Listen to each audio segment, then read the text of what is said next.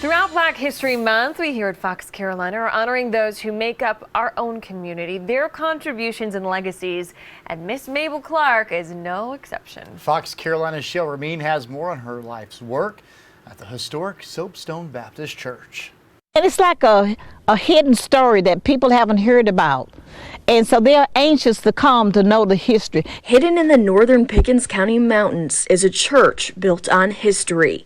Out of the 600 free slaves, they was able to plant cotton and different vegetables, and they sold those and got some money, and they built a church. Freed slaves built this house of worship, naming it Soapstone Baptist Church. And if you visit today, you'll always find Miss Mable Owens Clark. Soapstone rock was used, what the slaves used for their headstone. The church stood for more than 100 years before the Klansmen burnt it down in the 60s. Her parents were some of those who rebuilt it from its foundation. I was originally baptized in the first church, and I grew up here. I was born on this land. I live 2 doors from the church here. Growing up and learning inside its one-room schoolhouse, Miss Mable says the land is as embedded in her as she is in it.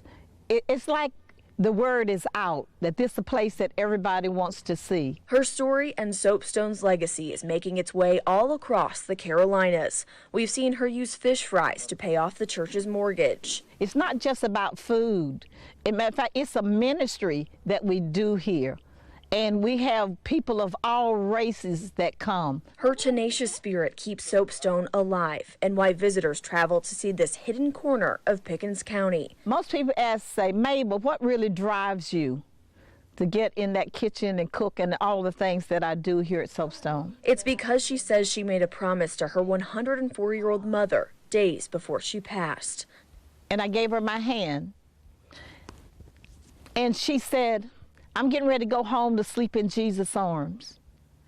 And I'm not going to be here, but I have to count on you to carry out the history here. It's a promise she intends to keep as a strong guardian of history in this Liberia community. 3 days later, the angels came and got Mom, and she flew on into heaven to meet her Maker. So that is what drives me. Such a great story there, and we'll have more Black History Month stories next week. On Monday, we're telling you the story of Carlos Phillips, President and CEO of the Greenville Chamber. Phillips has been pushing for ways to boost business across the community, no matter where the economy is at.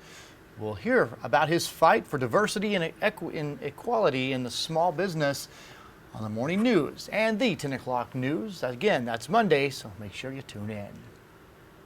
And we have these stories also on our YouTube channel. You can find us under Fox Carolina News, or we have a link at foxcarolina.com.